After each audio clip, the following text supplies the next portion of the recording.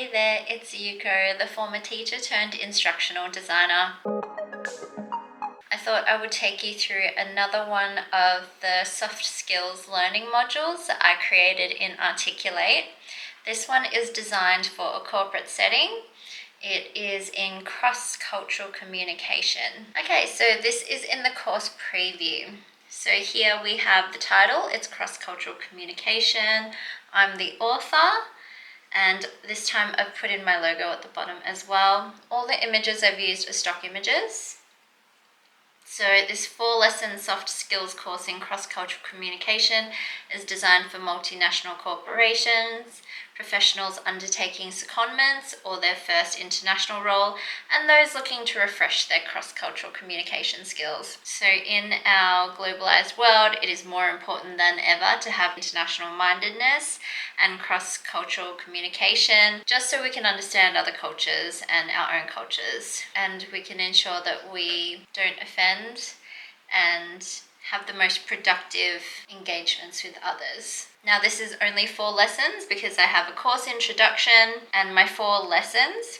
So understanding cross-cultural communication, communicating respectfully, reflecting on unconscious biases, creating a workplace culture of mutual respect, my final quiz, and then a congratulations page. So all of my lessons and my learning intentions build on more complex skills. So let's get started. Okay, so here I've organized it a little bit differently. You can see your progress as you move through the course. So here's my course introduction.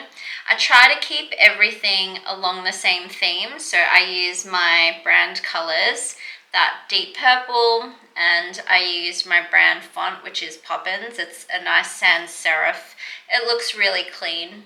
So I've got an overview here. Navigating communication across cultures, customs, time zones, and languages is no mean feat. If you are looking to improve your communication skills, are considering secondment or transferring to an international office, it is always worth considering your unconscious biases, professional approaches to business, and how to make meaningful and lasting connections.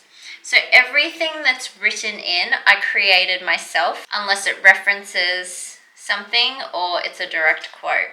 So I'll always direct you to where it is not my information. So here I've got a stock image, collaboration and communication, interpersonal and intrapersonal, so our relationships with others and our relationship with ourselves. I've got a quote here from Edward T. Hall just to sort of act as a hook.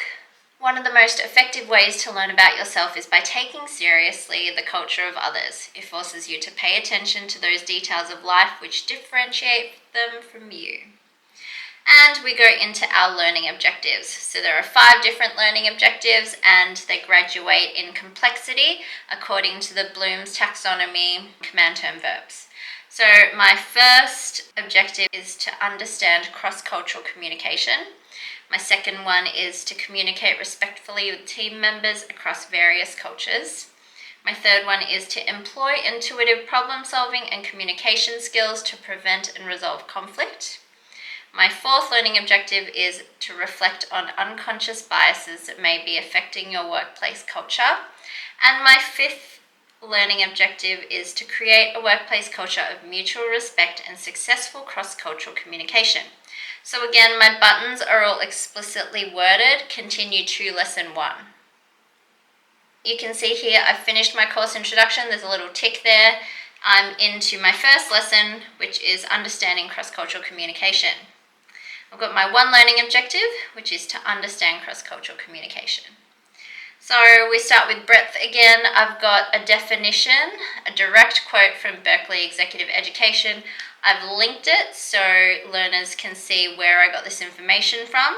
Then I've got the benefits of cross-cultural communication presented in flashcard form. So again, I've used stock photos. Click the first one, it says recognizing differences. If I click the second one, it says recognizing similarities. If I click the third one, it says teamwork and engagement. If I click the 4th one, it says you can understand yourself better. If I click the 5th one, it says empathy. And the 6th one is collaborative and supportive workplace culture. So those are all benefits of cross-cultural communication. Now I've got a little knowledge check at the end. You've got to complete it correctly to continue. So it's a true or false question. Effective cross-cultural communication can improve workplace culture, true or false? I'm going to say it's true. And it is. I've got a little note here as well. It says effective cross-cultural communication can help you understand yourself better, as well as have flow-on effects, thereby improving your overall workplace culture. Now I can continue to lesson 2. So at the end of every lesson, I have a short knowledge check because little quizzes are the best way to learn. Our second lesson is communicating respectfully. There are 2 learning objectives for this lesson. They are to demonstrate respectful communication with team members across various cultures and to employ intuitive problem solving and communication skills to prevent and resolve conflict.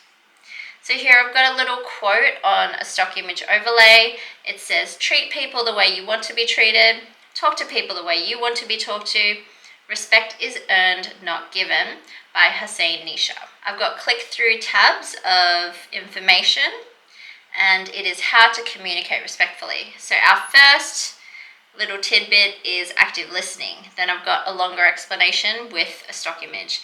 Listening to understand rather than listening to respond will help you understand others and their cultures better.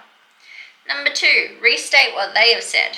So to ensure you understand their perspective, rephrase what you believe they said to check understanding and show you're listening. Third tidbit is to refrain from using slang or jargon.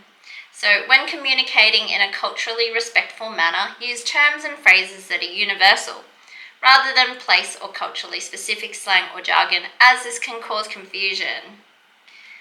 Our fourth piece of information is to ask questions. Along with active listening and restating what they've said, asking questions is an effective way to show you're engaged in the conversation and trying to understand their point of view. We move on, this is our last piece of info. Reciprocate behavioral cues. So different cultures have different behavioral cues to show respect. Show you are accepting and understanding of cultural differences by reciprocating their cultural cues. For example, in Japanese culture, bowing is a sign of respect. And then I've got a little stock image there. Okay, now I've got a little scenario which is a learning engagement and a knowledge check all in one. So this scenario is a boardroom meeting. I've got my stock character. His name is Dave. He is a middle-aged white man. Dave is in Japan to meet his counterpart in the Japanese office, Aki, for the first time. How can he communicate in a culturally sensitive manner?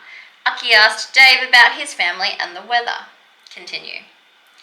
Dave said, I don't know if I'm wasting time with small talk or if I should answer Aki's questions and ask him in return. And your 2 options are here. I'm going to select the wrong answer first just to show you the flow. So number 2, I think we should just get down to business, Aki. Can you tell me how the Japanese team performed in Q1? Not the right answer. Dave is perplexed. I should have reciprocated language and cultural cues from Aki to show respect and understanding. Let's try it again. So here's our correct answer. Thanks for asking, Aki. The weather is quite rainy in Seattle now. However, I'm glad that it's nice in Osaka now. Maybe I said now too much. My family as well. How is yours? Congratulations! Dave was able to have a respectful and productive meeting with his Japanese counterpart, Aki. Now they have a strong professional relationship. So we've done that. Continue to lesson 3.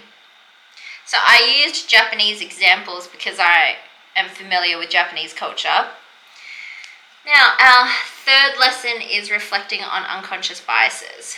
Our learning objective is to reflect on unconscious biases that may be affecting your workplace culture.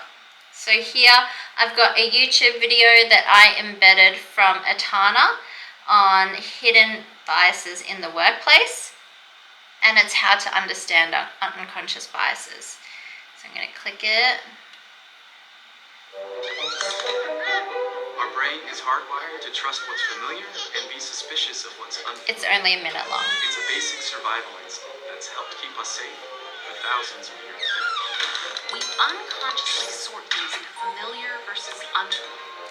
Anyway, it directly embeds so you can see who the author is. Then I've got a drop-down tab with a few questions for learners to reflect. So how did it make you feel? If you felt you had some unconscious biases, you're not alone. The main takeaway is to constantly reflect on your actions, plus a stock photo of someone thinking. Have you identified unconscious biases? Next time you have an interaction with someone from an unfamiliar or unknown culture, make sure you check your prejudices, stereotypes, or any biases that pop up. Try to have a clean slate and evaluate what you know, see, and experience in this instance. Another stock photo.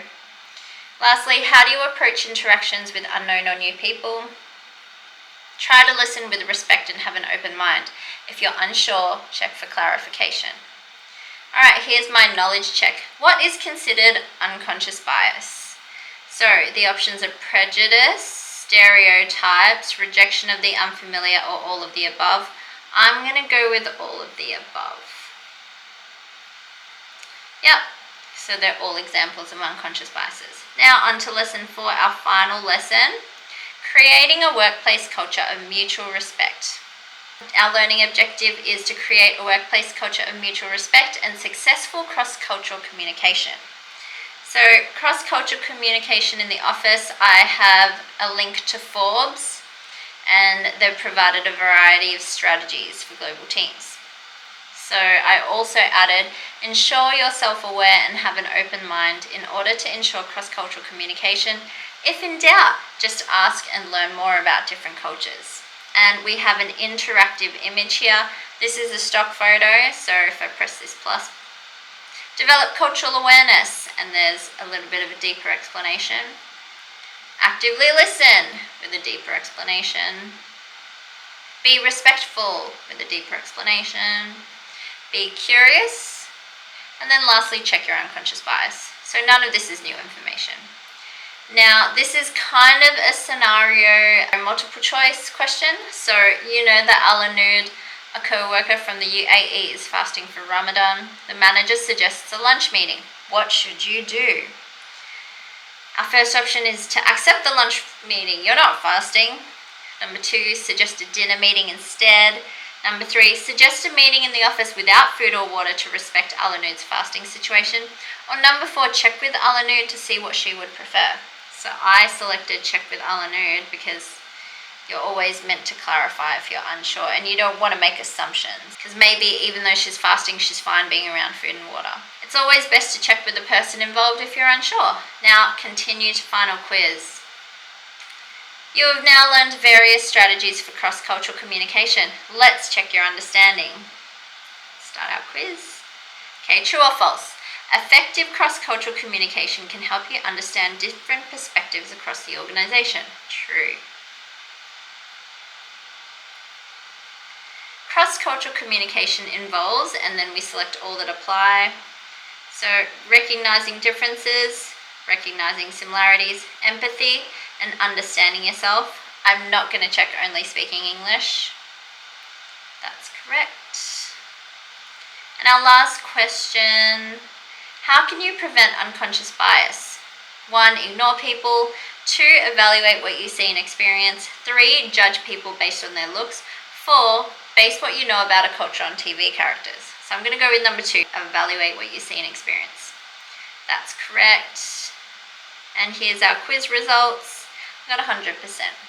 80% is a pass. Okay, now we can move on to congratulations. This is our final page. It's a stock photo and there are 3 people in an office smiling.